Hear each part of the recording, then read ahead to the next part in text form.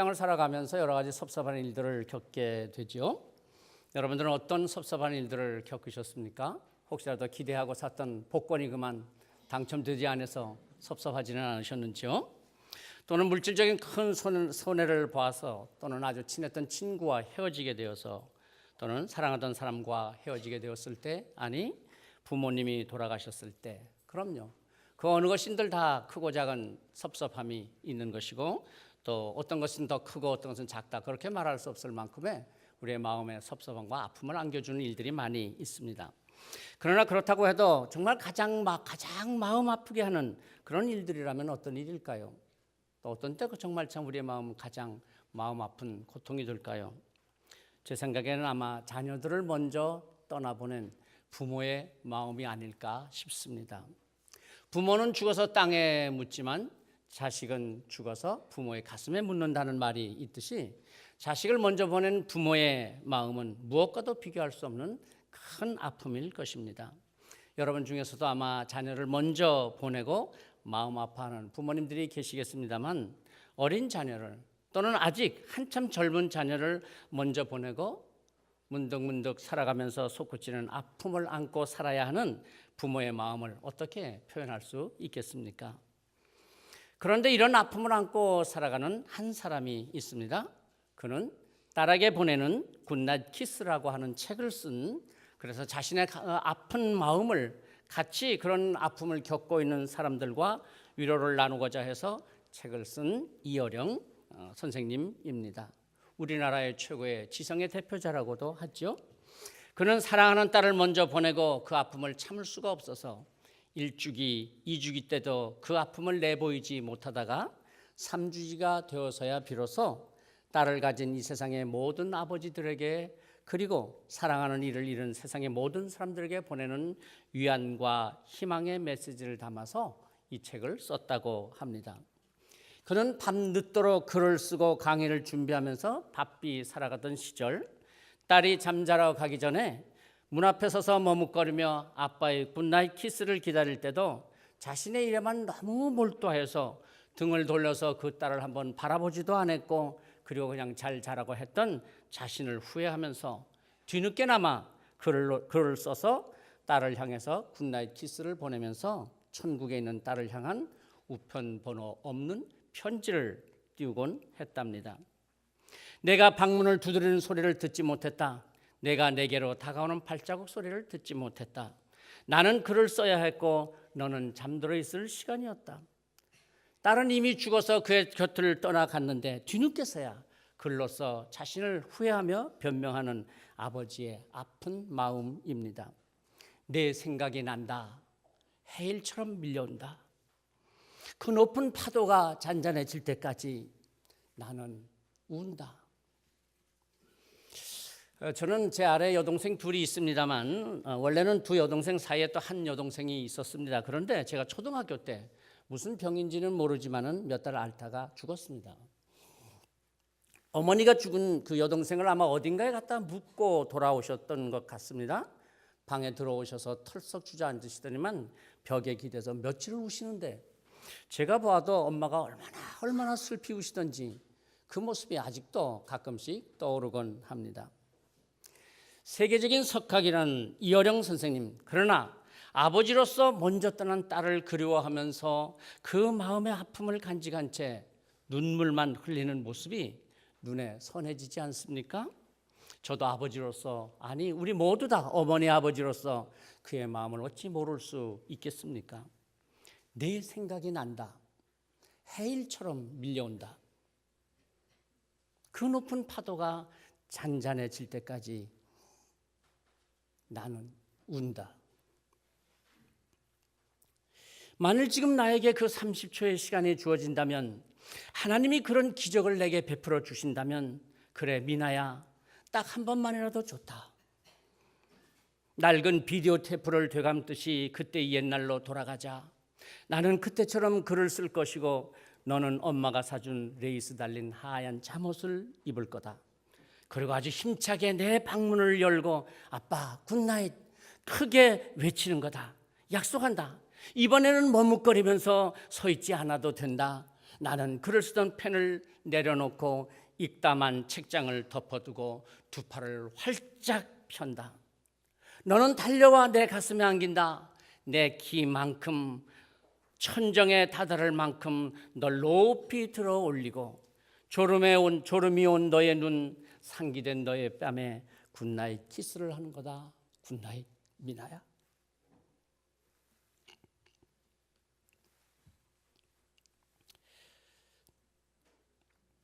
글쎄요, 이어령 선생님이 얼마나 더 사실지는 모르지만 그가 그의 삶을 다 하기까지 그의 이 무거운 짐에서 벗어날 수 있을까요?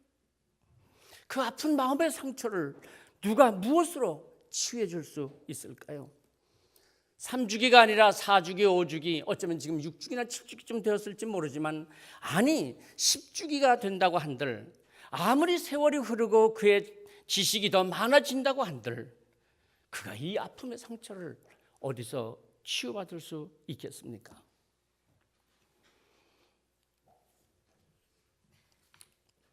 사람은 누구나 다 가끔은 과거로 돌아가서 다시 삶을 시작하고 싶은 시간 여행을 꿈꿉니다. 그러나 인생에게도, 어떤 인생에게도 결코 과거로의 시간 여행은 허락되어 있지 않습니다. 그러기에 지난 날에 대한 후회와 오늘의 아픔을 마음에 묻어둔 채로 또다시 수고와 아픔의 그 무거운 짐을 지고 살아가야 하는 우리의 삶입니다. 저는 목사로서 이렇게 주일마다 성도 여러분들 앞에서 하나님의 말씀을 전하면서 살아온 지 벌써 40년이 된 것 같습니다. 말씀을 준비하며 매주 기도합니다. 하나님, 저의 무능한 입술에 하나님의 말씀을 맡겨두지만 마시고 성령님께서 성도들의 마음에 직접 역사하셔서 그 지난 한 주간 세상에 살면서 짊어진 모든 무거운 짐들을 주님께 다 내려놓고 주님의 그 치유하시는 능력을 체험하는 이 예배의 시간이 되게 하여 주옵소서. 사랑하는 성도 여러분, 어떻습니까? 여러분 예배 시간마다 말씀을 들으시면서 여러분의 인생의 무거운 짐을 내려놓아 주시는 하나님의 은혜를 체험하셨습니까? 도통 그 말씀 들어가지고는 체험이 안 되더라고 그러시는 표정 같으시네요. 그래요. 그래서 저는 또 사실은 그게 저에게 무거운 짐이 됩니다. 이렇게 하나님의 말씀을 전하는데 도대체 여러분의 무거운 짐을 내려놓지 못하시니 어떻게 하면 여러분이 그 무거운 짐을 내려놓게 할 수 있을까? 제게는 너무나 큰 무거운 짐입니다. 이 땅을 살아가는 사람들이라면 늙은 사람이나 젊은 사람이나 또는 지식인이나 무식한 사람이나 건강하거나 병들거나 크고 작은 이런 인생의 짐에서 벗어날 수 없습니다. 저마다 다 자기의 무거운 짐을 지고 힘겹게 살아가는 삶입니다. 그런데 이어령 선생님이 딸이 떠나면서 남긴 그의 믿음, 딸이 가르쳐준 신앙, 인생은 지성으로만 사는 삶이 아니라 영성으로 믿음으로 살아야 한다는 것을 깨닫고 예수님께 돌아와서 인생의 짐을 내려놓았습니다.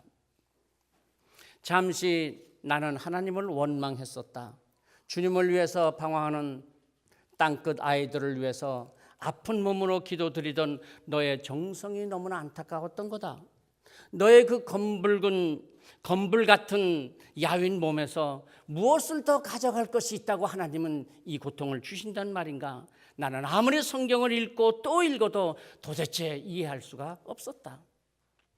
그런데 당사자인 너는 하나님을 원망하지 않고 하늘의 신보옷을 입고 지상을 떠났는데 신앙심이 부족했던 나는 주님에 대한 욕된 생각을 잠시나마 했던 거다. 나는 더 이상 너의 죽음에 대해서 말하지 않는다. 그만큼 죽음은 내 앞에도 가까이 다가왔다. 이제 이 말을 꼭 들려주고 싶다. 나는 너의 죽음에 대한 슬픔을 망각했기 때문이 아니라 그 슬픔의 노을이 아침의 노을로 바뀌어버리는 재생과 부활의 힘을 믿는 거다. 남들이 다 놀리더라도 나는 그 힘이 내가 말하는 믿음의 힘이고 희망이고 빛이라고 생각한다. 그래서 그가 쓴 책들이 지성에서 영성으로, 의무는 지성을 낳고 믿음은 영성을 낳는다. 제목만 들어도 여러분 벌써 그의 놀라운 변화가 느껴지지 않습니까? 그는 많은 사람들에게, 특별히 지성을 자랑하며 믿음을 무식하다고 여기는 사람들에게 말합니다.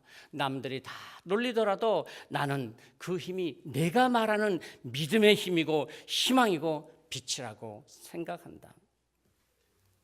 수고하고 무거운 짐진 자들아 다 내게로 오라. 내가 너희를 쉬게 하리라. 나는 온유하고 겸손하니 나의 멍에를 메고 내게 배우라. 그리하면 너희의 마음이 쉼을 얻으리라. 예수님께서는 두 번이나 강조해서 말씀하십니다. 다 내게로 오라. 내가 너희를 쉬게 하리라. 너희의 마음이 쉼을 얻으리라. 오늘 우리가 믿음을 가지고 산다고 하면서도 여전히 고민이 많고 걱정도 많고 아픔도 많습니다. 돌이킬 수 없는 회한의 눈물을 삼키면서 하루하루를 살기도 합니다. 그런데 예수님께서는 오늘 우리를 초청하십니다. 너의 수고, 그 무거운 짐을 내려놓아라. 내가 너희를 쉬게 하리라. 수고하고 무거운 짐진 자들아 다 내게로 오라. 왜 예수님께서 오라고 하시는 것일까요? 떠나 있기 때문에. 예수님을 떠나 있기 때문이라는 것입니다. 떠나지 않은 사람은 뭐하러 오라 그러겠습니까? 떠나 있으니까 오라고 하시는 것이죠. 하나님을 떠난 사람에게 하나님께로 돌아오라고 부르십니다. 하나님을 떠난 인간, 창세기에 보면 하나님께서 먹지 말라고 하셨던 그 선악과를 따먹고 아담과 하와가 첫 번째 한 행동이 무엇이었습니까? 하나님을 피하여 동산 나무 사이에 숨었습니다. 그래서 하나님께서 아담아 내가 어디 있느냐 부르시고 찾으셨습니다. 하나님을 피하고 떠난 존재, 이것이 바로 하나님 없이 오늘을 살아가는 인간의 실존 아니겠습니까? 지성을 믿고 물질을 믿고 자기의 즐거움을 따라서 하나님을 떠나서 살아가는 인간, 그래서 하나님을 피하고 하나님에게서 숨고 도망치는 인생을 살아갑니다. 여기에 오늘 인생의 수고와 슬픔, 아픔과 무거운 짐이 있는 것입니다. 에덴 동산, 여러분도 아시는 것처럼 에덴의 뜻이 기쁨과 즐거움 아닙니까? 하나님께서 사람을 지으시고 그 삶에 복을 주셨습니다. 그리고 기쁘고 즐거운 삶을 살라고 하셨습니다. 오늘처럼 이렇게 우리가 피곤하고 힘들고 우울한 삶을 살라고 하신 것이 아니었습니다. 죄책감으로 갈등하고 다투고 싸우기를 원하지 않으셨습니다. 하나님은 우리가 기쁨의 동산에 거하기를 원하십니다. 그런데 우리는 왜 이렇게 피곤하고 힘들고 우울한 삶이 되었습니까? 죄를 짓고 하나님을 피하여 떠났기 때문입니다. 하나님을 떠나 스스로 자기의 쾌락을 추구하느라고 하나님에게서 숨었습니다. 해서는 안 될 불의와 부정을 하느라고 하나님을 피하였습니다. 하나님 없이 내 맘대로 살고 싶다고 하나님을 떠났습니다. 그래서 피곤하고 힘들고 지친 삶을 사는 것 아니겠습니까? 오늘도 하나님께서는 우리를 부르십니다. 내가 살 곳은 지금 그것이 아니다. 나에게로 돌아와라. 목마르다고 탄산음료를 계속 마시면 더욱더 목말라 괴로운 모습이 바로 오늘 오늘을 살아가는 현대인들의 모습이 아니겠습니까? 로마서 5장에서 바울 사도는 이렇게 말씀합니다. 6절이죠. 우리가 연약할 때, 우리가 아무것도 할 수 없는 무능함과 연약함에 있을 때 기약대로 그리스도께서 경건하지 않은 자를 위하여 죽으셨도다. 8절에서 이렇게 말씀하죠. 우리가 아직 죄인 되었을 때, 우리의 죄로 인해서 괴로워하고 죄책감으로 어찌할 바를 몰라서 살아가는 그때에, 우리가 아직 죄인 되었을 때 그리스도께서 우리를 위하여 죽으심으로 하나님께서 우리에 대한 자기의 사랑을 확증하셨느니라. 10절입니다. 곧 우리가 원수 되었을 때에, 하나님과 그래서 떠나서 죄에 빠져서 하나님과 원수 되었을 때, 그때 그의 아들의 죽으심으로 말미암아 하나님과 화목하게 되었은즉, 화목하게 된 자로서는 더욱 그의 사랑하심으로 말미암아 구원을 받을 것이라. 하나님께서 우리를 부르시며 우리의 수고하고 무거운 짐을 내려놓아 주시느라고 그 아들 독생자를 대신 십자가에서 죽이셨던 것입니다. 그러기에 예수 그리스도의 십자가는 하나님과 우리와의 관계를 회복하게 하시는 사랑의 방법, 사랑의 도구였던 것입니다. 그런데 사람들이 이걸 잘 안 믿어요. 그러니 얼마나 답답합니까? 우리가 그동안 지역 방문을 하고 지역 전도를 하면서 초청장을 나눠주지만은 잘 안 와요. 오늘 오신 분들 빼놓고 말입니다. 우리의 자녀들도 그렇게 설명을 해도 얘들 말을 안 들어요. 우리가 초청해도 안 와요. 아이고, 오늘 오신 분들은 너무나 감사합니다. 고맙습니다. 그리고 그냥 따지려고만 합니다. 이해가 되지 않는다. 그게 말이나 되냐? 홍해가 어떻게 갈라지냐 말이야. 죽은 나사로가 어떻게 살아나냐? 그럽니다. 그러나 우리는 홍해가 어떻게 갈라지느냐를 따지는 것이 아닙니다. 홍해가 갈라지는 기쁨을 나의 삶 속에서 맛봅니다. 죽은 나사로가 살아나는 은혜를 나의 삶 속에서 체험합니다. 그래서 피곤한 삶이지만 힘을 얻고 우울한 우리의 현실이지만 하나님이 주시는 기쁨으로 살아갑니다. 이게 믿음의 삶입니다. 신앙은 이론이 아닙니다. 체험이 아닙니다. 내가 땀을 펄펄 흘리면서 바람 한 점도 없는 날, 그런 날에 산 위에 올랐습니다. 그랬더니 갑자기 어디선가 시원한 바람 한 줄기가 휙 불고 지나갔습니다. 얼마나 시원한가. 분명히 바람은 불고 지나갔습니다. 그런데 늦게 올라온 친구가 너무 더워하길래 좀만 기다려봐, 시원한 바람이 불 거야. 안 믿습니다. 그거 어떻게 이해하겠습니까? 이렇게 바람 한 점 없는데 어디서 바람이 불겠느냐? 그런데 좀 있다가 정말 바람이 한 줄기 휙 불고 갑니다. 그도 시원한 바람을 맞고 시원한 경험을 합니다. 시원하다. 바람이 분다는 것을 알게 될 것입니다. 나는 분명히 시원함을 느꼈지만 증명이 안 되는 겁니다. 설명이 안 됩니다. 그러기에 신앙은 이론이 아니라 사건입니다. 분명히 내 삶의 변화가 일어나고 내 안에 역사하시는 하나님의 능력을 체험하는 것입니다. 수고하고 무거운 짐진 자들아, 다 내게로 오라. 내가 너희를 쉬게 하리라. 나는 마음이 온유하고 겸손하니 나의 멍에를 메고 내게 배우라. 그러면 너의 마음이 쉼을 얻으리라. 오늘 우리의 초청을 받고 함께해 주신 여러분, 또한 우리 성도님들 여러분, 우리 모두 예수 그리스도 안에서 참 쉼을 얻고 참 평안을 얻는 삶이 되시기를 성부와 성자와 성령의 이름으로 축복합니다. 주 날개 및 내가 편안히시네. 밤 깊고 비바람 불어쳐도 아버지께서 날 지켜주시니 거기서 평안히 쉬리로다. 주 날개 및 평안하다. 그 사랑 끊을 자 누뇨. 주 날개 및 내 쉬는 영혼 영원히 거기서 살리. 주님의 사랑을, 주님의 부르심을 감사하며 함께 찬송 부르십시다.